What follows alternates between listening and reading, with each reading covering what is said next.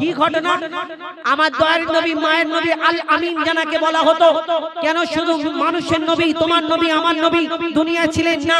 এই দুনিয়াতে ওই একদিন একটা হরিণীকে একটা শিকারী জঙ্গল থেকে শিকার করে এনে বনের ধারেতে বেঁধে রেখেছে শিকল দিয়ে।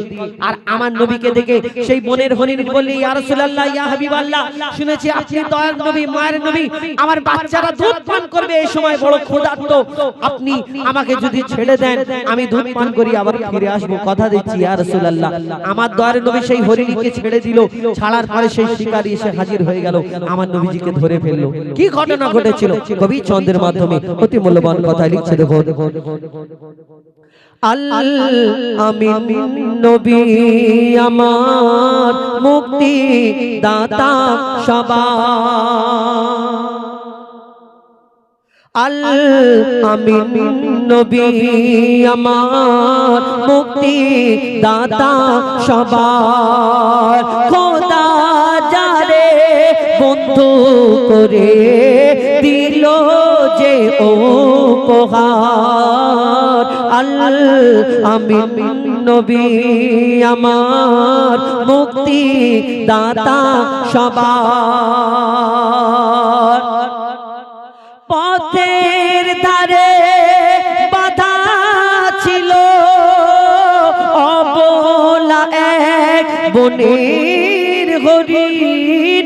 পথের ধারে বাধা ছিল অবলা এক বনের হরিণ। যে পথ দিয়ে যেতেছিলেন আমার প্রিয় নবী করিম, ডেকে বলে নবীজিকে ছেড়ে দাও আজ আমাকে।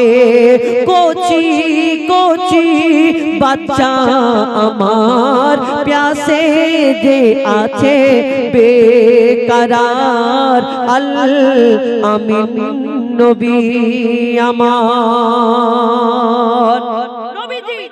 হরিণীর দুঃখের কথা শুনে হরিণীকে ছেড়ে দিল। সঙ্গে সঙ্গে ছুট মেরে সেই শিকারী আমার নবীজির সামনে এসে হাজির। কে তুমি? আমার বিনা হুকুম বিনা পারমিশনে আমার হরিণী কেন তুমি ছেড়ে দিলে? সেই শিকারীকে বলে, শোনো হে শিকারী, তোমার হরিণী ফিরে আসবে, ও ছোট ছোট দুটো বাচ্চা আছে, দুধ পান করিয়ে আবার ফিরে আসবে। তখন সেই শিকারী বলে, এটা কেমন করে হয়? আমার দয়ার নবী মায়ের নবী বলে, তুমি আমাকে বেঁধে রাখো, হরিণ যতক্ষণ না ফিরে আসবে আমি তোমার কাছে জামিন থাকবো। এমন মায়ের নবী দয়ার নবী। তারপর কি ঘটনা হয় লিখছে, দেখো। হরিণ যখন ছেড়ে দিল শিকারী এক তখন এলো। হরিণ যখন ছেড়ে দিল শিকারী এক তখন এলো। বনে বিনা হুকুম আমার হরিণ কেন ছাড়া পেল? দয়ার রাসূল বলে তারে, যতক্ষণ না আসে ফিরে বেঁধে রাখো তুমি আমার এই আবেদন যে আমার। আল আমিন নবী আমার মুক্তি দাতা সবার। আমার নবী যখন এই কথা বলে, আমাকে বেঁধে রাখো যতক্ষণ না তোমার হরিণী ফিরে আসে, তখন সেই শিকারী বলে, তুমি পাগল নাকি? এটা কেমন করে হয়? আর যখন এই কথা হতে হতে তখন সেই শিকারী যখন আমার দয়ার নবীর সঙ্গে কথা বলে, তারপর কি ঘটনা ঘটে সেই সাথে লিখছে, দেখো। দুধ পিলায়ে ফিরলো হরিণ, দুধ পিলায়ে ফিরলো হরিণ। যেথায় ছিল মোর নবীজি জামিন, দুধ পিলায়ে ফিরলো হরিণ। যেথায় ছিল মোর নবীজি জামিন। দেখে শিকারী অবাক হলো, বলে এ কি সেই আল আমিন। হরিণী ফিরেছে, হরিণীর সঙ্গে দুটো ছোট্ট ছোট্ট বাচ্চা আছে, এই বাচ্চাগুলোকে দুধ পান করানোর জন্য সেই হরিণী গিয়েছিল। তার বাচ্চাদের বলছে জলদি করে দুধ পান করে নাও, আমার জন্য দয়ার নবী মায়ের নবী আমার জন্য তিনি জামিন আছে, আমি না যাওয়া পর্যন্ত আমার মায়ের নবীকে ছাড়বে না, তোমরা জলদি করে দুধ পান করে নাও, আজকে দেরি করো না। তখন সেই বাচ্চা দুটো দুধ পান করে তারপরে বলছে মা গো কেমন দয়ার নবী মায়ের নবী আমরাও দেখতে যাব। তখন সেই হরিণীর সঙ্গে ছোট্ট ছোট্ট দুটো বাচ্চা আস্তে আস্তে আমার দয়ার নবী যেখানে জামিন সেখানে এসে হাজির হয়ে গেল।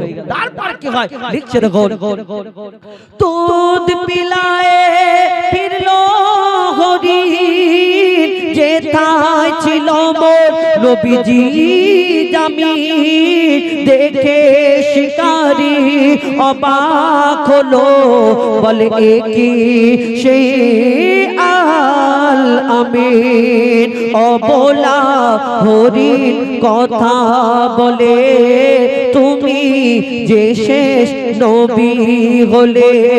শিকারি শুনে লুটিয়ে পড়ে আর কলমা পড়ে বারবার, আল আমিন নবী আমার মুক্তি দাতা সবার, খোদা যারে বন্ধু করে দিল যে উপহার, আল আমিন নবী আমার। আমি চেষ্টা করলাম, তবে উনি গজল জগতের সম্রাট আর আমি গজল জগতের ভিখারি, ওনার সুর আর আমাদের সুর কত তফাৎ। তো আমি চেষ্টা করলাম আপনাদের সঙ্গে জনাব